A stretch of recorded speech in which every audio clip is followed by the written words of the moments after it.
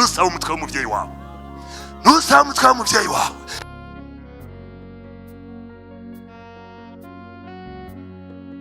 Bihuse rero dusoma ijambo ry'Imana riri hajya mu gitabo cya mbere cy'Abami igice ni 21. Turahera hajya ku murongo wa mbere.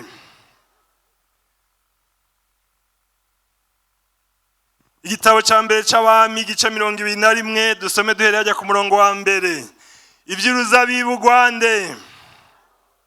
Kandi hari umuntu yitwa Naboti w'Iyezereri, yari afise uruzabibu aho nyene Yezeberi rubangikanye n'urugo rwa Ahabu umwami w'i Samariya. Bukeye Ahabu abarira Naboti ati, mugo ruzabibu rwawe kugira ngo ndahagira umurima w'imboga, kuko ruri hafi y'urugo rwanje, nanje ndaguha urundi ruruta ugwo mu gishingo cyago, canke niwagomba ndaguha amahera aruciye. 3. Naboti yishura Ahabu ati, nuhoraho ntakagire gute, ntakavyumve ko noguha ishamvu y'abande. Nuko Ahabu arataha ashavuye yijiriwe kubw'iryo jambo Naboti w'Iyezereri yamubariye, kuko yamubariye ati, sinoguha ishamvu y'abasogokuruza. Dusimbire hajya kundwi. Umwamikazi wiwe Yezeberi aramubaza ati, none siwe uganza igihugu c'Abisirayeli? Vyuka ufungure, mushira umubabaro, jewe nzoguha urwo ruzabibu rwa Naboti w'Iyezereri. Zingurura gatoyi hajya Abami ba mbere 19 hajya ku murongo wa mbere. N'urupapuro rumwe uzingura usubira inyuma.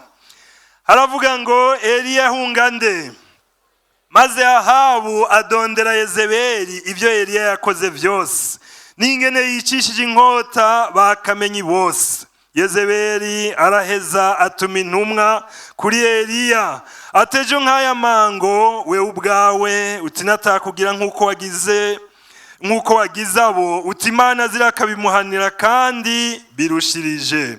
Eliya acategwa n'ubwoba kura hasi arahunga, ngo akize amagara aja i Berisheba i Buyuda, ahasiga umuntu wiwe. Ibyahishuriwe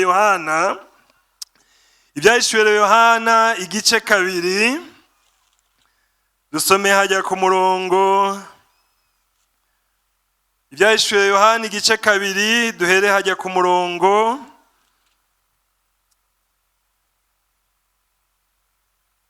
wa 18. Icete candikiwe ishengero gituwatira, kandi wandikira umumarayika w'ishengero gituwatira, utumwana w'Imana afise inyonga zisa n'imbeya z'umuriro, ibirenge vyiwe bisa n'umuringa w'umwakaka. Aravuga ibi ngo, ndazi ibikorwa vyawe n'urukundo rwawe n'ukwizera kwawe, n'ingene ushitse ibango ryawe n'ukwihangana kwawe, kandi uko ibikorwa vyawe vyo hanyuma biruta ivya mbere kuba vyinshi. 20.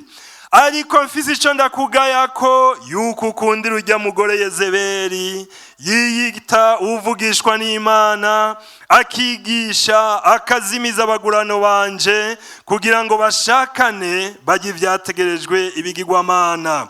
Kandi namuhaye uburyo bwo kwihana, ntiyakunda kwihana, ngo areke ubushakanyi bwiwe. Ndamutsinda ku buriri, ndarungikira abasambana nawe amarushwa menshi, nibatihana ibikorwa vyiwe. Kandi n'abana biwe nzobicisha urupfu, kandi amashengere yose azomenya ko ari jewe nsesa imishaha no mu mitima, kandi nzokwishura umuntu wese muri mwebwe ibikwiranye n'ivyo mwakoze. Ariko mwe abasigaye mu bituwatira badafise iyo nyigisho mwese, batamenye ivyo babandi bita ivy'ibwina vya Satani, ndababwira nti nta wundi mutwaro mbikoreza atari uyu, ko mwumira kuco mugize gute, kuco mufise gushitsaho nzozira. Unesha akitondera ibikorwa vyanje agashitsa kwiherezo, nzomuha ububasha bwo kuganza amahanga, azoyaragiza inkoni y'icuma nk'uko bamenagura inzavya zibumba, nk'uko nanje nahawe na data. Kandi nzomuha ikinyenyeri co mu gaturuturu, uri n'ugutwi niyumva ico muhema bwira iki. amashengero n'iri jambo ry'Imana tubona hano. Aha twatanguye gusoma muri kiya gitabo c'abami ngo ivy'uruzabibu rwa Naboti.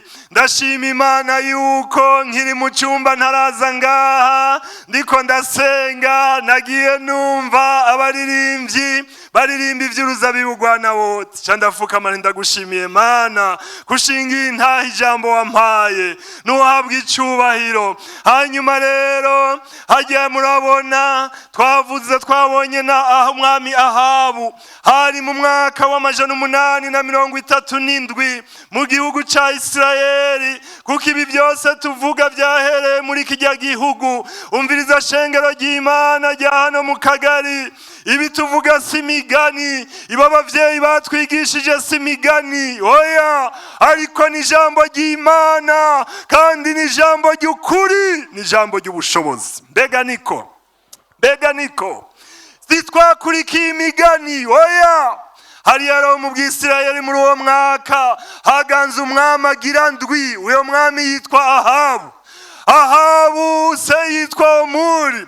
Wabo bami wo mwami Ahabu n'umwami yakoze ibintu bibi mu Bwisirayeli, bibi cyane gusumba n'abari bamwitangiye imbere, gira kumbure n'abamuherukiye. Icyaha cya mbere yakoze Ahabu, muraza Abisirayeli inyuma y'umwami Dawidi. Umwami Dawidi niwe yagwanye intambara agarukana impore muri Isirayeli, agarukana imbibe za Isirayeli, zijya mbibe za Kanani, uhereye ku kiyaga, hariya ku kiyaga kinini arico Mediterane, ukagenda ugaca kuri Yorodani gushika kuri Efurate. Niyo Kanani Imana yasezera ya Aburahamu. Kandi ico gihe Dawidi kuko yari umwami ameze nk'uko Imana igomba, niyo yagwaniye izo mbibe, arazigarukana, atanga impore muri Isirayeli. Umugwa mukuru Yerusalemu arawugura, arawubaka, n'ubugingo n'ubu witwa umugwa wa Dawidi. Ico gihe haba impore muri Isirayeli, ariko hima umwami, umuhungu wiwe Salomo. Umuhungu wiwe Salomo ashikira mu vyuzuye. Amaze gushikira mu vyuzuye atangura kugira business, atangura guhiga inoti, arungika amafaransi muri Egiputa, za Tarushishi n'ahandi, agira ama business. Ariko yibagirira gisa yamusigiye, yibagira ivyagezwe. Ikindi cyaha yakoze, aja kurongora abagore b'abanyamahangakazi. Abagore b'abanyamahangakazi na nkabo twokwita sinzi ngeno bivuga mu Kirundi, ni nk'aba espion politique. Donc baje kugira ngo basubiza Abisirayeli mu bigirwamana, kuko umwe wese yaza afise imana yiwe. Akacabwira Salomo ngo nyubakira igitabo ku mpinga y'umusozi, ngo mbega none ko iwacu nasenga, ngo aha niho ntazosenga. Salomo sheri nta kundi akaca mwubakira. Uko niko ibigirwamana vyagarutse mu Bisirayeli. Uwo mwami Ahabu rero reka ngaruke kuri Ahabu, kuko Ahabu yagira indwi. Murumva abami bagiye barakurikirana, kuko ico gihe ca Salomo inyuma yiwe ubwami bwari tandukanijemwo kubiri. Haba ubwami bwa ruguru n'ubwami bw'epfo. Ubwami bw'epfo bwari ubwa bene Dawidi, na bugingo n'ubu ni hagiye Yudaya, abayuda bari hagiye Yudaya. Hanyuma ubwami bwa ruguru bwari Samariya. Isamariya babita ubwami bwa Isirayeli. Haba abami babiri rero. Uyu Ahabu nariko ndababwira yari umwami w'ubwami bwa ruguru, umugwa wiwe mukuru wari Samariya. Uyu Ahabu rero ikindi cyaha yakoze, acarongora umugore umusidonikazi, umwami yitwa Etbayari w'Isidoni. Uwo mwamikazi uyu twasomye yitwa nde? Yitwa Yezeberi, umwamikazi mubi, umujinya, w'igishegu, kandi yituvugishwa n'Imana. Aza mu Bisirayeli, uyazazanye ikigirwamana c'ubuyobe, ikimana c'ubuyobe cashikanye Abisirayeli kure. Citwa nde? Citwa Bayali. Usomye hariya Abisirayeli bariko barava muri Egiputa, hariya mu guharura 25, ndibaza neza hagiye ku murongo wa mbere nyene, turabona ngo Abisirayeli batebera Ishitimu. Ishitimu ngo baca bifatanya na Bayali Peyori, ni hagiye muri Jordaniya y'uno munsi, aho hantu bahaboneye ivyago. abo bantu bahaboneye ingorane. Icyo gihe cyahabu rero umwamikazi ni Yezeberi acazana icyo kigwamana Bayali muri Isirayeli, ngo yarafise ngo bavugishwa ngo na Bayali, bavugishwa n'Imana, bavugishwa na Bayali, abo twokwita ibishegu bya Bayali 400. Ibaze namwe, ingoro y'Imana arayihindura, aca yubakira Bayali, ngo gihinduka ikizira cy'ubuyobe mu Bisirayeli. Bibabaza Imana, iyo mpwemu ya Yezeberi birababaza. Icyo gihe rero hari uvugishwa n'Imana yitwa Eliya ari mu bavugishwa n'Imana bakomeye muri Isirayeli. Nabugingo n'ubu mu Bayuda ku isabato, kuko nabugingo n'ubu kuwa gatandatu baragira isabato, n'abakirisitu bo mu Bayuda umunsi wabo wo gusenga ni kuwa gatandatu. Kubera iki? Kuko Isirayeli ni igihugu cy'Abayuda. Nukuvuga leta ni leta y'Abayuda. Abayuda banabugingo n'ubu baracyakurikiza isabato. Ku munsi wa gatandatu niwo munsi w'akaruhuko. Ku munsi w'Imana nk'ejo nk'uyu munsi biriwe baruhutse, ni isabato, nta na kimwe bakora. N'amashengero ya hariya rero aca asenga ku isabato. Kuko ejo kuwa mbere ku Bayuda ni ku munsi wa mbere. Muribuka Bibiliya tubwira igihe umwami Yesu azuka ngo hari kuwa mbere w'iminsi ngahe? Hari kuwa mbere w'iminsi indwi. Nukuvuga buci isabato yarayigize gute?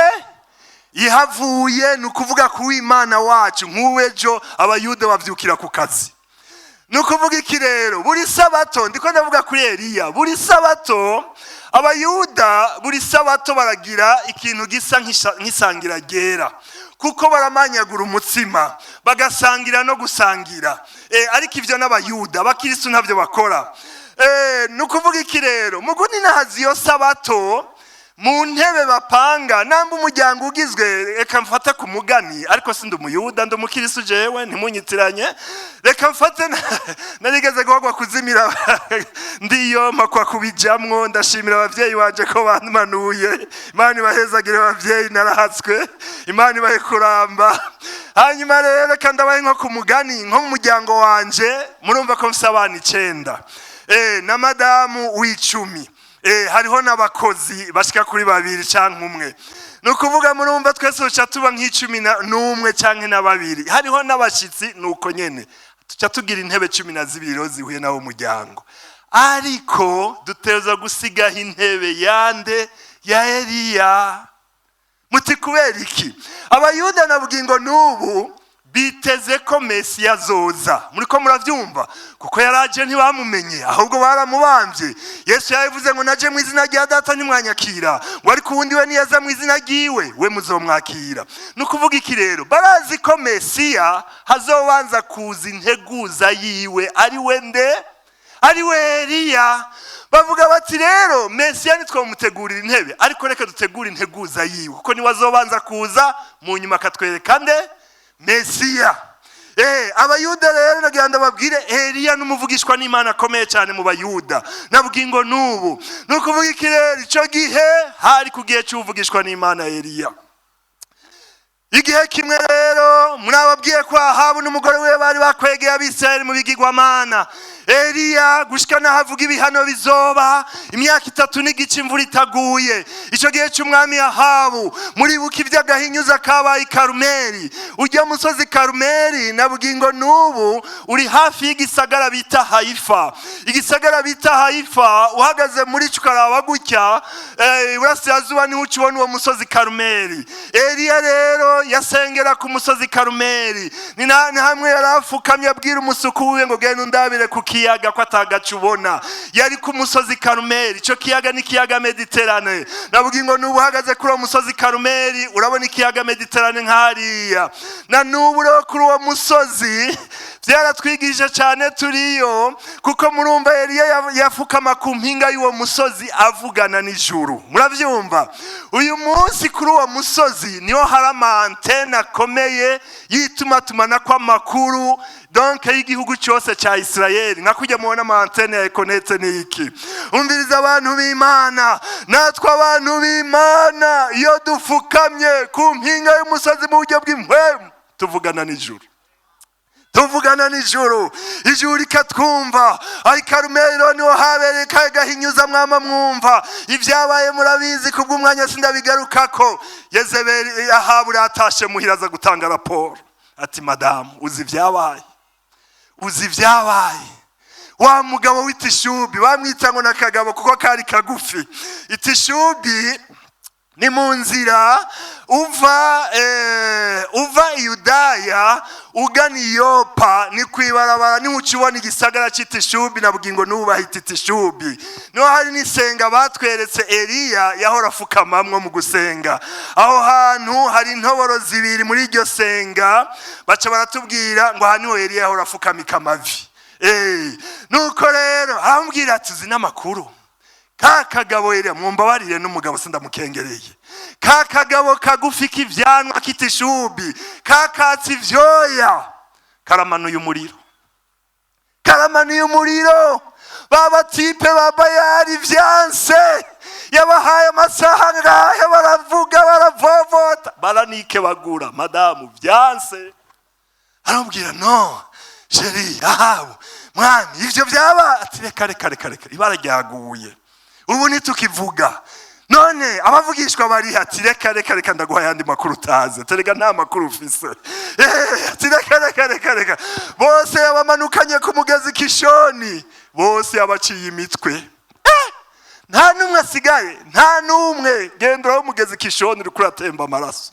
Umugezi Kishoni rero uri munsi y'umusozi Karumeli na bugingo n'ubu kwibarabara riji Galilaya. Haraheno ikiraro niho hari umugezi Kishoni, niho baturi ibigirwamana kuva na kera. Yezeberi avyumvise rero aca tuma intumwa kuri Eliya atejo nkaya mango natakugira nkuko wagize bajye bavugishwa ati Imana zize bikibimuhanire. Eliya acarahunga aratemesha arahunga. Ingene vyakurikiranye murabizi. Reka rero mvuge rero igihe cyane aho ndaza kuhagaruka. Hari umuntu ro yitwa Ahabu w'Yezeberi. Yezeberi ni kiyaya kinini cyane gifatanye n'ikiyaya cy'Imegido, hahandi Yohana yerekwa hazobera ya ntambara ya Harmagedoni. Harmagedoni hitwa Harmagedoni kubera iki? Har nukuvuga umusozi mu Giheburayo. Harmagedoni umusozi w'Imegido, nico gituma hitwa Harmagedoni. Ico kiyaya cy'Yezeberi rero gifatanye n'ikiyaya cy'Imegido. Niho uyu Ahabu yaba umurima wiwe, uwo murima wari hagiye Yezeberi. Ahabu rero nawe yarafise icyo twokwita pare, ubundi yabi Samariya. Isamariya ni mu majyaruguru ya Isirayeli, ariko muri icyo kiyaya cy'Yezeberi aricyo kiyaya cy'Imegido n'ahantu heza hari icyo twokwita paysage nziza. Sinko no kivuga mu Kirundi, no kuvuga nk'imisozi. Ndiko ndazino niho naciye ahantu nariko ndumva gatiro nca ndahagara aho hantu mbona imyonga nca mbanza ndasinzira gatoyi. Nca ndabandanya kubera ahantu hari akayaga, no kuvuga hari paysage nziza cyane gose. Ahabu rero arahakunda, burya bakuru barakunda ahantu heza. Aravuga ati by'ukuri yari yubatse Yezeberi ahubaka icyo twokwita nk'uyu munsi bunker. Bunker na hantu bahungira iyo abansi babateye, na bugingo n'ubu haracaye ibisigarira by'iyo ngoro ya Ahabu. Ariko murumva umugwa mukuru aho yaba urugo rwe rukuru rwari Samariya, aca yubaka aho hantu rero. Araharaba aravuga ati ivyo aha hantu ariko ndabona hari uruzabibu rwiza cyane go. Arabaza urwo ruzabibu n'Rwanda ati nugo umugabo w'umuyuda asenga Imana atari Bayali yitwa Naboti. Aramuhamagara Naboti, ibaze nk'ubu sega baguhamagaye mbega wese bakwitaba. Abatipe baraho nibo banse kwitaba. Imana imbabarire. Hari abantu umukuru w'igihugu yigeze guhamagara, ntibyaciye ku ma YouTube none ngo barasa amategeko bisunze kugira ntibitabenye n'icyubahiro. Iryo tegeko rirabaho. Mbega Ahabu hari icyo ari kwitwaza ngo ntiyitabenye n'icyubahiro? Ibyo byarabaye ngaha mu gihugu sugushikuza abantu b'Imana. Ego Ahabu aritaba ati sabwa nyakusabwa mwami naje. Atumviriza rero, urya ruzabibu rwawe ndabona ni rwiza pe, ruramera ndagomba kuhagira umurima w'imboga. Urabona twe turanwa gapotage, ndakunda gapotage cyane na jewe na muzehe aragakunda barakansigariza iyo bakamuzaniye. Yego kandi Imana imuhezagire. Hari uwitwa Sironi n'ubu turi kumwe n'abakunda kazana. Abakire rero barakunda gapotage, ariko je nubwo ndagakunda ndumukire muri Yesu. Murumva ko namanwa ko muzehe asigarije. Nuko rero agapotage rero avuga ati ndagomba ko hari mu murima w'imboga ndashire za epinal, ndagomba kuzana no gapotage kavuye aho hantu. Naho taravyumva naho hantu ngo yari shambu y'abande. Yari shambu y'abande. Aravuga ati nuhoraho nakagire gute. Nuhoraho nakagire gute. Ntakavyumve ko no guhishambu y'abasogokuruza. Aha barababara. Ababa yarataha muhira ngo no kujya ntiyariye. Ngo ageze no mu gitanda ngo irabiye kurusika. Yezeberi amubaza ati sheri bite? Atereka no kujya singa. Ati Ahabu yanyimye uruzabibu rw'abasekuruza. Yambwiye ijambo rikomeye. Ambwiye ati nawe si uganza abami. Si uganza igihugu. Ati reka ugo ruzabibu, ugo iyo shambu ya Nahamu nzogira gute? Jewe Yezeberi nzogira gute? Ndazi ibyo nzokoresha, ndazi ibinyoma vyanje, nzokoresha ireme ntanya. Iyo shambu nzogira gute? Umviriza shengero ry'Imana. Iyo shambu yari iyo mu Bisirayeli, ariko uyu munsi ishambu y'Imana ntikiri muri Isirayeli. Hoya, Yesu amaze kuza mu isi, Abisirayeli bakamwanka, Abisirayeli bakamubamba. Imbere yuko bamubamba yaravuze kuri Yerusalemu, aravuga ati yewe Yerusalemu wica abahanuzi ugatera amabuye abagutumweko, ni kangahe nashatse gukoranya abana bawe nk'uko inkoko ikoranye baswi bayo mu mababa. Nimwagira gute? Nimwakunda. Voilà. Laba none inzu yanyu yavuga idini ry'Abayuda, yavuga urusengero rw'i Yerusalemu. Muyitanwa riki? Muyitanwa riki? Umva neza, urusengero rwose rutagiramwo Yesu, urusengero rutagiramwo agakiza niki? N'umusaka. Numusaka, kuko hatahamwe iminyogoto, hatahamwe imbeba, hatahamwe ibitangurirwa n'ibindi, hatahamwe abadayimoni, hatahamwe ba Yezeberi. Yesu rero acarironkera urundi ruzabibu rwiza cyane. Ishengero ry'Imana nimuraba ingene uruzabibu ngene rwiza. Mbega uruzabibu ni rwiza, mbega uruzabibu ni rwiza. Ariko nabo tararushaka, ariko Yezeberi ararushaka, kandi yararahiye ko ategeza kuruha Naboti, ko ategeza kuruha Ahabu. Bana Boti muragabe, bana Boti muragabe, bana Boti muragabe, bana Boti muragabe. Yemwe abari mu rugo ruzabibu, abakozi bo mu ruzabibu muragabe. Yezeberi ariko ararondera, Yezeberi ariko ararondera. Dukwiye inkomezi, babitubwiye dukwiye kwambara inkomezi, kuko uruzabibu turimo Yezeberi ariko ararondera.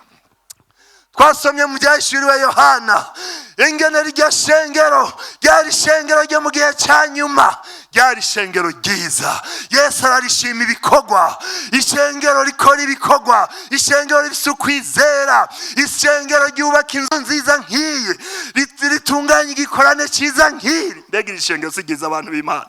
Imana ihezagera ababungere banyu n'abanyamugisha. Imana ibahe kurama nk'uko abandi bahe basabiye. Iryo shengero rero ngo ryari ryiza ry'igitangaza. Ariko Yesu aravuga ati mfise icyo ngize gute, mfise icyo ngize gute, mfise icyo ngize gute. Ubwo ruzabibu rwari rwiza, iryo shengero ryari ryiza, ariko Yesu aravuga ati mfise icyo nkugayako. Iki yuko ukundi rujya mugore nde? Yezeberi. Umviriza shengero ry'Imana, uruzabibu nubwo ari rwiza, Yezeberi yamaze kurushikamwo, Yezeberi yamaze kurushikamwo, Yezeberi yamaze kurushikamwo. Nguyo Yezeberi atanguye kwigisha abantu ngo nibashakane, abagabo ngo nibarongorane n'abagabo, abagore barongorane n'abagabo. Ngwaho Yezeberi, ngwaho Yezeberi, ngwaho Yezeberi, ngwaho Yezeberi. Ngaho impwemu ya Yezeberi, ngaho impwemu ya Yezeberi mu ishengero, ngaho impwemu ya Yezeberi mu ishengero. Ngiyi impwemu ya Yezeberi arondera uruzabibu. nta kindi arondera uruzabibu, kuko nyenego agiye kuza kwimbura, agiye kujyana abakozi, agiye gutahukana ishengero ryiwe. Nicyo gituma Yezeberi yahagurutse, kandi ngo yiyitiki uvugishwa n'iki? Uvugishwa n'Imana, azavuga Yesu. Mugabo sha ab'impwemu turamupinga kuko turamubona yo kwiyorobeka yareka, turamubona. Rabu uruzabingana ari rwiza. Turashimiye abakozi bo muri ruzabibu. Imana ihezagira abavyeyi bacu, uruzabibu. Imana ihumugisha abavyeyi b'ikiremba baje baturuka ikiremba. Twebwe twari nk'imbwa zisara, reka nivuge ko hajya ingozi. Twari nk'imbwa zisara, twari twuzuye abadayimoni, ndetse je sinari bwanavuke. Oya, umwaka uyu mwungere hashika jewe sinari bwavuke. Abanyengozi bari baboshwe n'abadayimoni, bari baboshwe n'ibisigo, ariko Imana ituma abungere bacu baza nk'abakozi ba 11 mu rugo ruzabibu. Raba ingene rumeze, aho iwanyu i Kagari ituma abavyeyi nimuraba ingene mushajije, raba ingene dushajije, raba ingene twambara tukabegwa. Ubu nitukira abantwara umugi, nitukira imboregwa. Oya, kare twararengana bakavuga ngo abasazi bararenganye, imbwa zirarenganye, ariko ubu ndarengana bakavuga ati muchungaji anapita, pastor ararenganye. Kubera iki? Kubera ndi muri ruzabibu. Ndashima Imana ko ndi muri ruzabibu. Ushima Imana kuri muri ruzabibu. Ariko Yezeberi arushaka. Ngiyi impwemu ya Yezeberi. Uyu munsi Yezeberi ariko aravuga ngo nimuvyine. Mbere ko tumaze iminsi ine ngaha tutavyina, hari abadayimoni baduteye, ahubwo twuzuye mpwemu yera, kuko turacari mu ruzabibu, turacari mu itongo ry'Uhoraho, turacari kumwe n'abavyeyi baratuvomerera, baradusengera, tukuzura mpwemu yera. Ariko impwemu ya Yezeberi ngiyo mu ruzabibu. Yezeberi yarahiye ararengwa, makashikiriye uruzabibu. Reka dusome cendangiza ngaha mu butumwa bwiza bwa Yesu Kristo nkuko bwanditswe na Mariko. Umwanya urihuta cyane, reka cendangiza muri Mariko 6 dusoma ry'amajambo. Yezeberi mwumva ingene yakurikiye Eliya na bugingo n'ubu aracakurikirana urwo ruzabibu. Mariko 6 duhere hajya ku murongo kubera umwanya wihuta, ariko reka tuhasome wese turihuta. Ingene Herode yishe nde? Yohana Umubatiza. Ngaha uyu Yohana Umubatiza yari mu mpwemu ya Eliya, kuko Eliya yaduganwe n'agashurushuru k'umuriro n'amafaransi y'umuriro. Turaza kubisoma kanya ntitradukundira. Dusome rero hajya ku murongo wa 21, ibindi muzovyisomera kugira tunyarutse. Maze umunsi uragera, uburyo buraboneka. Wari umunsi wo kwibutsa kuvuka kwa Herodi, atumira abaganwa biwe n'abakuru b'abagabisha n'abasoda n'abafasoni b'i Galilaya ngo baza batereke. Umukobwa wa Herodiya nyene arinjira, agira gute? Herode n'abashitsi biwe bagira gute? Baramushima. Umwami abwira uwo mukobwa ati, nsaba icyo ugomba cyose. Ndagira gute? Aramurahira ati, niyo cyo bigisate cy'igihugu, ndagira gute? Ndakiguha. Niyo cyo bigisate cy'ubwami bwanje. Wa mukobwa ngo acarasohoka baza nyina ati, nsaba iki? Aramwishura ati, saba umutwe wa Yohana Umubatizi. Acazaho umwami ari n'ingoga, aramusaba ati, ndagomba kumpa nonaha umutwe wa Yohana Umubatizi. Kuki? Kumubere. Umviriza abantu b'Imana. Uyu Herodiya yari umugore wa Filipo. Filipo ni muri ba bahungu ba Herode, yavukana n'uyu Herode yaganze ico gihe muri Isirayeli, baganzwa n'ubwami bw'abaroma, bwa bwami bwa kane.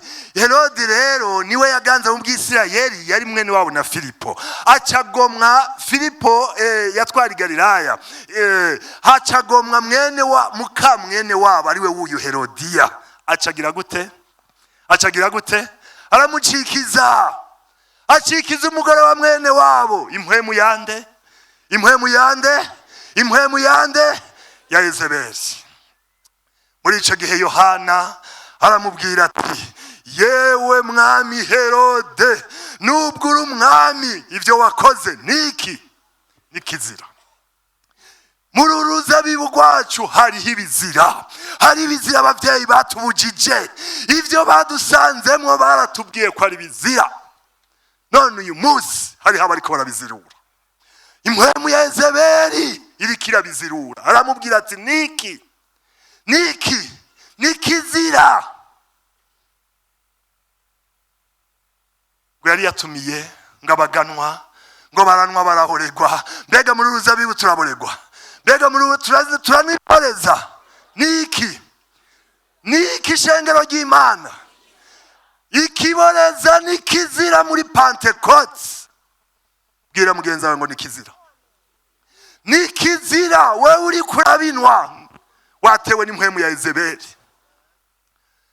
Ahandi naho ngo nituvyine, ngo ntawo guma ngo ameze gutya ngo abadayimoni bo mwinjira. Nabivuze, hari abadayimoni baratwinjira? Oya kabisa. Twebwe ntibatwigishije kuvyina. Oya nukuri. Ivyo ntabyo batwigishije. Oya, tuvyinira muri mpwemu yera, twuzura mpwemu yera, tukavugana n'ijuru. Ivyo byose muri Pentecote uko twigishijwe. Nikizira. Mwabonye baririmbyi bacu ngene baririmba neza. Mbega mubona barinze kuvyina?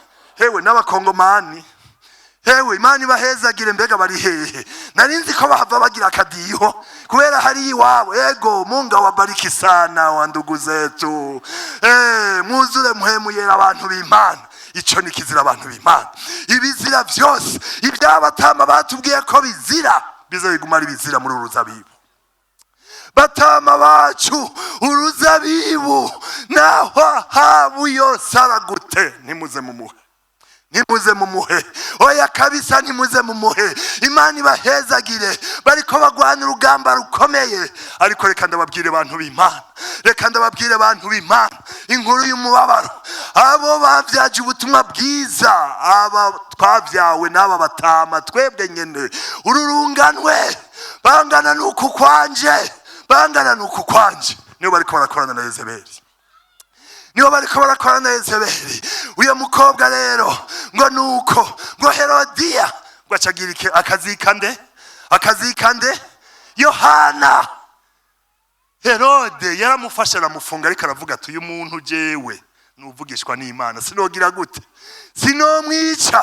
Erega barazi ko muvugishwa n'Imana, abakozi b'Imana barazi ko muvugishwa n'Imana. Ngo mbere ngiyo bariko barabumva ngo birabanezera. Hari umukuru yatugendeye ejo bundi, hari umugambi w'amazi uyu mwungere yantumye gukurikirana.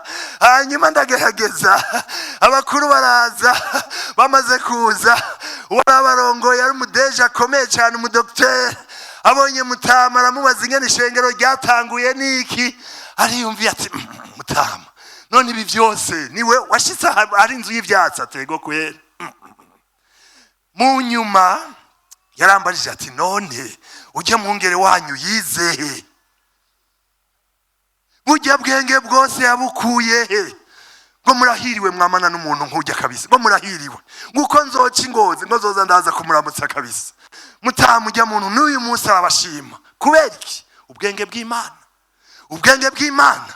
Si ubwenge bw'amashure burongora ishengero. Uruzabibu kuba rushitse ngaha, si za licence, si za doctorat. Non. Les docteurs qui sont là, les licences, c'est pas la licence. Muriko muravyumva? Si za doctorat. Non. C'est pas la philosophie. I tell you. Non. Ariko n'ubushobozi bwa mpwemu yera. n'ubushobozi bwa mpwemu yera. Nico twize ku birenge by'aba bavyeyi bacu. Amubona dutigita n'ubwo bushobozi nta kindi. Herodiya rero, Herode amaze gutinya kwica Yohana uvugishwa n'Imana, ariko Herodiya ariwe Yezeberi amugirira inzigo. Ngaho Herode agira umunsi mukuru ngo wo kuvuka, ngo anniversaire. Ubu n'uyu munsi babigize umugenzo ngo anniversaire. Erega bijya sivyo. Ujya n'umunsi waziye mu isi, we wari uriho kuva kera n'isitararemwa.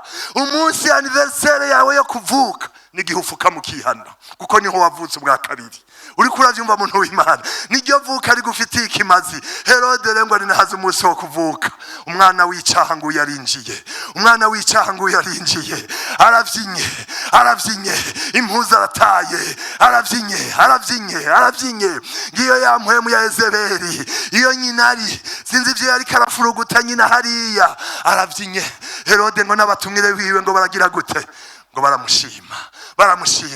Herode ahinze igiturire ati mukobwa wanje uratamvye kabisa, uratamvye heba wikiza n'impuzu. Ico saba cyose ndagira gute ndakiguha, ngo niyo cyo bigisate cy'ubwami bwanje ndagira gute. Erega yaraborewe ubwami, yarabuganza. Ubwami ko bwari ubwa Kaisari ari Roma, yari yamushizeho gusa ngo mugabo niyo cyo bigisate cy'ubwami bwanje ndakiguha. Kagakobwa kariyumvira ati mbebasha nsabe iki? Nsabe kuba princesse, nsabe kuba ntumbaze umuganwakazi wa hariya, mbega nsabe iki? Aravuga ati reka nje guhanuza mama. Reka nje guhanuza nde? Mama Yezeberi. Reka nje kubaza Yezeberi. Ingorane yawe muri iki gihe cyanyuma bariko babaza Yezeberi. Mbega hari ico twaburanye abavyeyi bantu b'Imana? Iyi myaka baturongoye hari ico twababuranye? Kubera iki muja kubaza Yezeberi? Guma ku birenge by'abo bavyeyi ntaco muzobura. Aragenda kwa nyina. Ima mu gihe burayo mama avuga ati Ima hamelehi nashbari natenli mas avakesh. Umwami anyemereye yuko amica arico cyose ndamusaba. Acara mubaza mavakesh nsabiki. Wewe wumva wose abiki? Mama reka dusabe province y'Galilaya. Wa mwana w'ishirukanye utazi ubwenge, wibaza ko worohewe muri runo rugo? Genda usaba umutwe wa Yohana umubatizi. Ya mpwemu ya Yezeberi naramuhushije igihe yica bakamenye kera, none ubu ndamuronsa uburyo. Genda usaba umutwe wa Yohana umubatizi, niho tuzoba dushikiriye gwa ruzabibu, niho tuzoba dushikiriye ivyo tugomba, niho tuzoshinga imizi muri runo rugo. Mwana aravuga ati mama umutwe umukozi w'Imana umuvuga genda usaba uko nyene wakitaziwe. Mwana aravuga ati mama reka bazisabe buruse yo kuja kwiga hanze. Genda usaba umutwe wa Yohana umubatizi.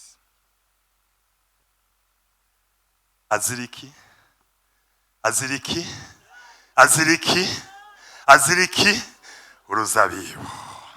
Kuvuga ukuri kw'ijambo ry'Imana. Bongere bacu muze mugume muhagaze mukuri. Vyoroha biguma muze mugume mukuri, turi nyuma yanyu. Mwaravyaye turi nyuma yanyu. Umukobwa ngo yaraje baramuhaye mikro. L'auditoire yose arindiriye kumva icyo umwana yatavye neza. Agira gute? Asaba umwami. Le camera zari imbere yiwe nkuku. Wararongo yaramuhereza mikro. Tugira twumve icyo umwami asaba. Umwana wa Yezeberi, umwana yavutse kubw'icyaha, baramuha mikro. Hamele mwami ndagushimiye kumpaye ubasha bwo gusaba icyo ngomba cyose, kandi wandahiye urakima. Niko mbega umwami ati nakurahiye. Abantu bose bararindirira kumva icyo umukobwa asaba. Ndagomba ubunyene unzanire. Abantu bari barindiye bibaza ngo n'inzahabu ni iki. Ndagomba ubunyene unzanire kumubehe, kandi ntumbwire ngo uzompejo. No, now ubunyene. Mbega uravye kumpa ubunyene cyo ndagusaba? Ndakiguha mukobwa wanje, nawe ntazi hariya ko hari Yezeberi. Ndagomba umutwe uvugishwa n'Imana, Yohana umubatizi, ngaha kumubehe. Iyumvira abantu bari ngaho, iyumvira abantu bari ngaho. Icyo nicyo asabye. Yega n'umwami yaratangaye. Umviriza shengero ry'Imana, uyu munsi mpwemu ya Yezeberi yaturoze ikiraroga abana bavukiye muri uruzabibu, kugira Yezeberi ashikira urwo ruzabibu arushikirize Satani. Yaravye asanga ataronse umutwe wa Naboti, ntaronka urwo ruzabibu, ntaronka urwo ruzabibu, ntaronka urwo ruzabibu. Abana bagomba kuvyina no gutamba za mpwemu za Yezeberi. Muze musome Yezeberi, igihe Yehu yarashitse ngo yaciye asokoza umushatsi. Abo bana iki bababwira ubu bariko barasokoza imishatsi kumwe kwa Yezeberi, bariko barira amarangi kumwe kwa Yezeberi. Bagomba gushikira uruzabibu byoroha biguma. Bagomba kuvyina, bagomba kuvyina. Yezeberi yaravye aravuga ati kugira dushikire urya ruzabibu, reka dusaba imitwe y'aba bantu. Aba nibo baduteje ingorane. Rondera imitwe y'aba bantu, rondera imitwe y'aba bantu. Hariho ibyo ntashobora kuvugira ngaha. Imitwe y'aba bantu iriko irarondegwa, kandi iriko irarondera na bamwe bo muri twebwe. Mwagwarukamwe, mwagwarukamwe, mwagwarukamwe, mwagwarukamwe.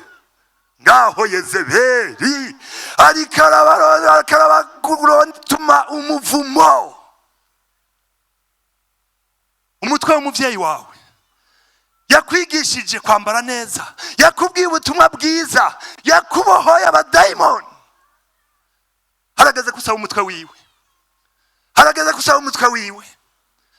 Yewe mwagwarukamwe, reka ndababwire, uye n'umuvumo, uye n'umuvumo. Shengero ryo mu Kagari, abanyagashikanwa bari hano, abanyakigozi bari hano, abose mwese muri hano. Uwo n'umuvumo, uwo n'umuvumo. Iyo ni mpwemu ya Yezeberi. Dusabe imitwe y'abavyeyi bacu, dusabe imitwe y'abavyeyi bacu, ngo nuko bariko baravuga ukuri, ngo nuko bariko baravuga ukuri. Umviriza ndakubwire, nawe nyene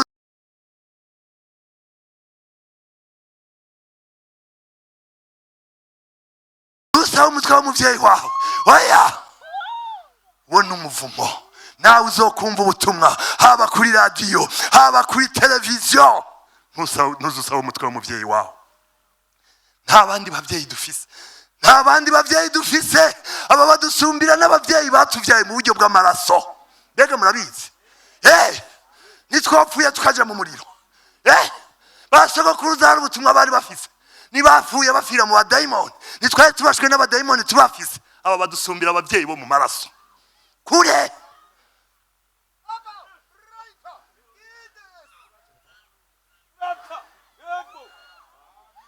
Uruzabibu nguru rwarabaruhije, rwarabaruhije, rugezeho ruryoha, rugezeho rugomba gusoromwa. Ahabu ngaha ariko aragwifuza. Mbega hakiri mwishinge ko batahifuza, tutaraza ko batahifuza.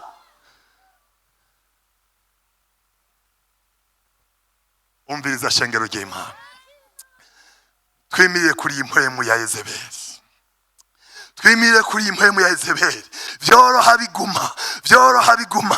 Aba bavyeyi nkuko babivuze bazogenda igihe kigeze, bazogenda igihe kigeze, bazogenda igihe kigeze. Nta numwe bafise kububasha, ariko nagira ndabaremeshe bavyeyi, mwaravyaye, mwaravyaye. Uru ruzabibu ishengero rikibaye mwisi tuzoruzigama, tuzoruzigama. Ibyo mwatwigishije tuzobizigama. Ibyo mwatwonkeje ni bizima.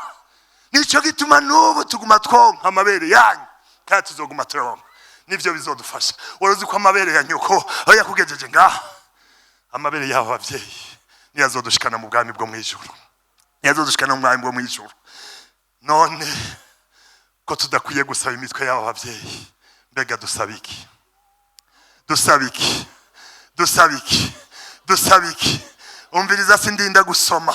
Usomye hajya mu bami ba kabiri igice cya kabiri hajya ku murongo w'9, turabona igihe Eliya amaze kurangiza ibikorwa asize Yezeberi. Ega Yezeberi tuzomusiga, ntazomenya n'ingene twagiye. No. Asigara abantu ya Elisa, aramubwira ati nsaba ikigomba ntaragira gute, ntaratandukanwa nawe. Elisa yasabye iki?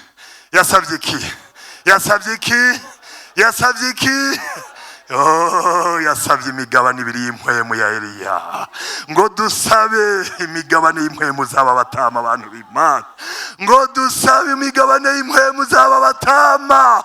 Ntacyo tuzokora na kimwe tutubakiye ku itanguro ry'aba batama, nta na kimwe tuzoshobora. Ngo dusabe uyu mugabane w'impwemu w'abatama, ngo dusabe umutamana w'abatama. Shengero ry'Imana, bangahe bumva bose abo iyo migabane?